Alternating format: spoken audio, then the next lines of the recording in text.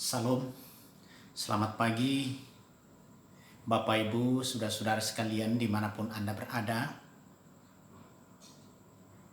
Senang berjumpa lagi melalui siaran YouTube ini.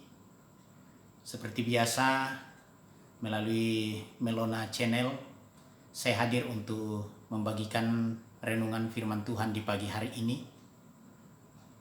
Semoga kita dalam kondisi yang sehat, dalam kondisi sukacita yang baik, dan bisa bersaat teduh sejenak sebelum kita melakukan aktivitas dan kegiatan kita hari ini.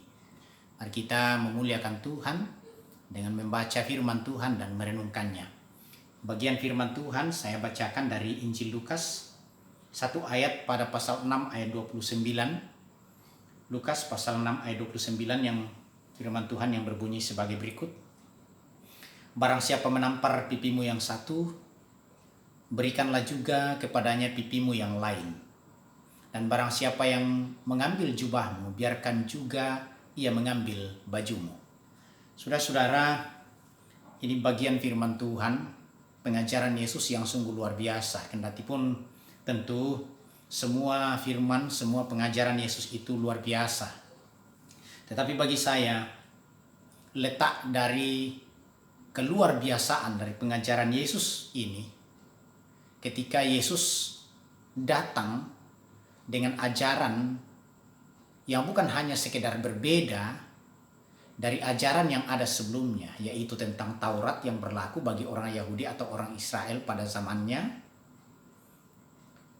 Tetapi ketika Yesus mengajarkan satu hal yang selangkah atau dua langkah berada di depan dari ajaran atau pemahaman firman Tuhan yang ada sebelumnya. Saudara-saudara, ada 3 ungkapan atau ajaran Yesus Kristus yang punya makna yang sejajar atau sama. 2 ajaran itu ada di dalam ayat ini. Tentang barang siapa yang menampar pipimu, berikanlah pipi yang lain kepadanya. Kemudian yang kedua, barang siapa mengambil jubahmu, biarkan ia mengambil bajumu juga.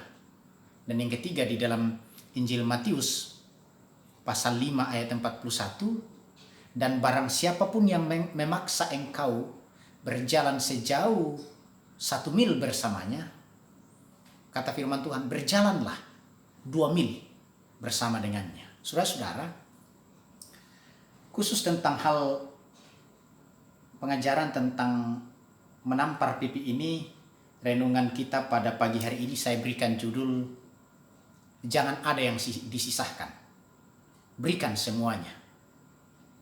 Saudara-saudara, ungkapan menampar pipi ini sebenarnya ungkapan yang lazim di antara orang Yahudi waktu itu untuk menjelaskan satu kondisi atau keadaan di mana ada 2 pribadi, 2 orang atau 2 kelompok yang sedang bertikai atau saling menyerang di depan orang lain atau di depan orang banyak. Yang mana satu kelompok menyerang lawannya dengan kata-kata fitnahan, dengan cercaan, dengan cemoohan, dengan tuduhan-tuduhan. Dan itu yang disebut dengan tindakan orang ini sedang menampar pipi lawannya atau temannya. Nah, pada posisi ini Taurat mengajarkan bahwa lawannya ini, orang yang merasa ditampar pipinya ini, diberikan hak yang sama untuk kembali juga membalas dengan tuduhan yang sama, dengan cemoohan, dengan cercaan, dengan kata-kata menyerang yang sama. Nah, ini yang disebut dengan tindakan membalas tamparan. Saudara-saudara, inilah makna dari ungkapan ini sebenarnya. Jadi bukan secara harafiah atau secara letter laid kita pahami sebagai tindakan untuk menampar pipi seperti ini. Tidak. Tetapi itu sebenarnya ungkapan gaya bahasa untuk menjelaskan satu tindakan orang lain kepada sesamanya di depan orang banyak atau di depan orang lain. Nah, saudara-saudara, Apa hubungannya atau ada apa relevansinya bagi kehidupan kita pengikut Kristus? Mengapa Yesus mengajarkan hal ini, pengajaran ini kepada kita? Saudara, memang terkadang bahwa kita juga mengalami hal ini. Kita ditampar salah satu pipi kita dengan kata-kata cemoohan, dengan kata-kata yang tidak enak, dengan fitnahan, dengan gosip, dengan cerita-cerita yang tidak baik, entah di depan atau di belakang kita, entah kepada banyak orang atau kepada pribadi-pribadi. Dan saudara-saudara, saya merasa hal ini cukup dekat dengan kehidupan kita sebagai manusia. Walaupun sesungguhnya saya tidak berharap bahwa itu terjadi di antara kita sebagai warga gereja, tidak. Saya berharapnya demikian. Tetapi saya sempat berpikir ketika merenungkan dan mempersiapkan renungan ini bahwa hal seperti ini dengan kondisi akibat pandemi di mana kita sedang berada ini peluang besar ketika orang tidak takut akan Tuhan. Ketika kita tidak banyak kegiatan kita hanya di rumah dengan kegiatan-kegiatan terbatas, maka ada cukup banyak luang waktu untuk kita bisa jatuh ke dalam hal seperti ini, menggosipkan orang, menceritakan orang yang tidak baik, atau menjelekkan orang. Jangan salah, saudara, Bapak Ibu. Mungkin ada yang berkata bahwa bagaimana dengan kondisi seperti ini ketika kita tidak bisa keluar, bagaimana mau menggosipkan orang di luar?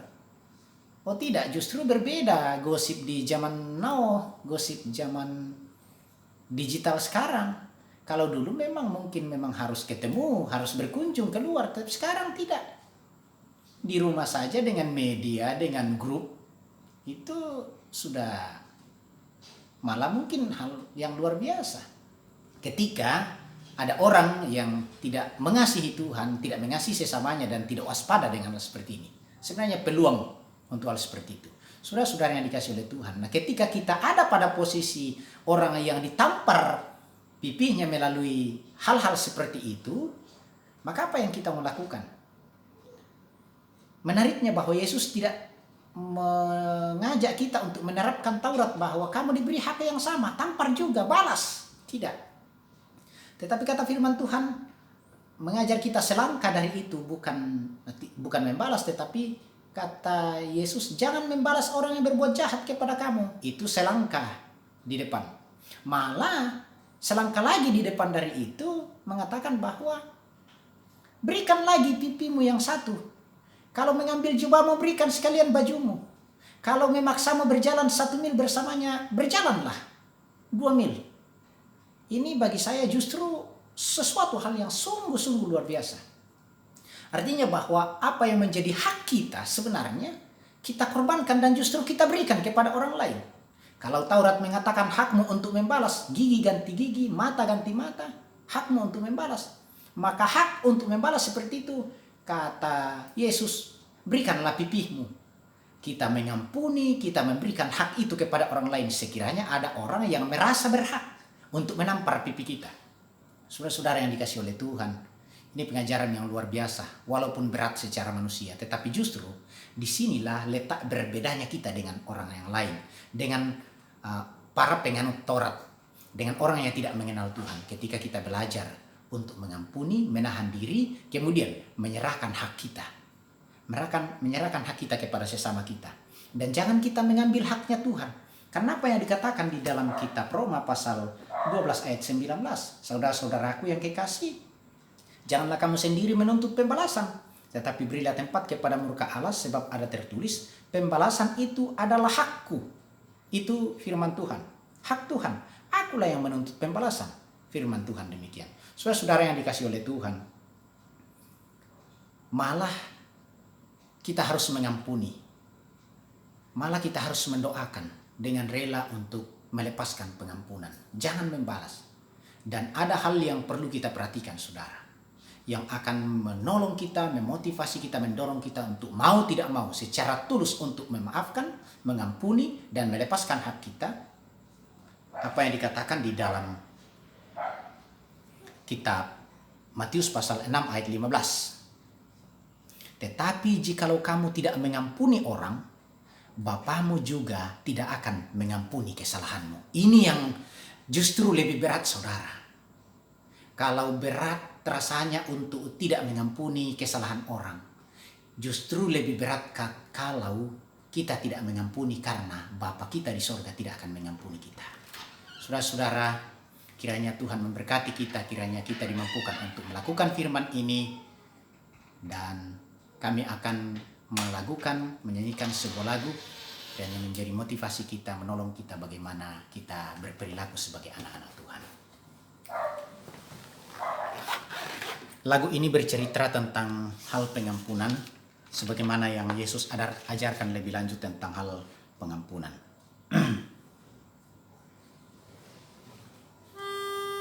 Judulnya 70 kali 7.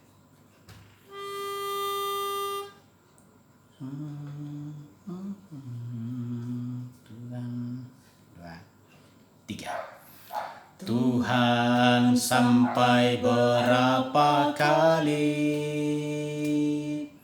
ku harus mengampuni saudaraku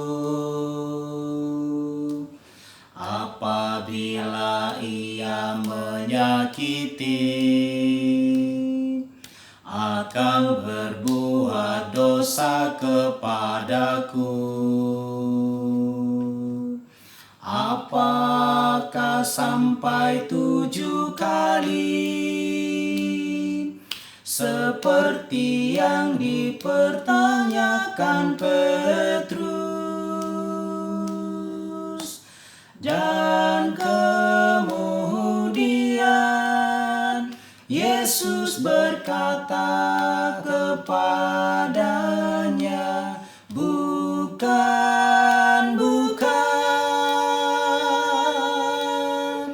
bukan sampai 7 kali, melainkan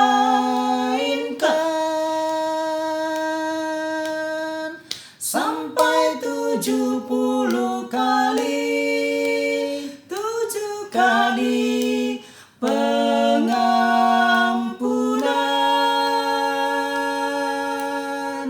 adalah tak henti-henti, seperti Bapa di surga mengampuni dosa kita.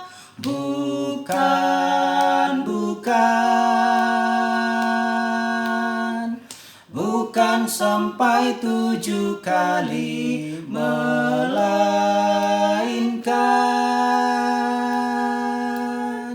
sampai 70 kali. 7 kali pengampunan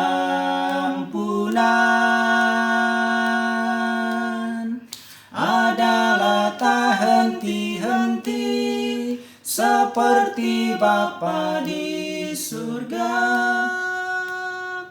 mengampuni dosa kita, agar kita pun mengasihi sesama dan selalu mengampuninya. Andaikan kita tidak melakukannya, Yesus menghukum kita. Yesus menghukum kita. Yesus menghukum kita.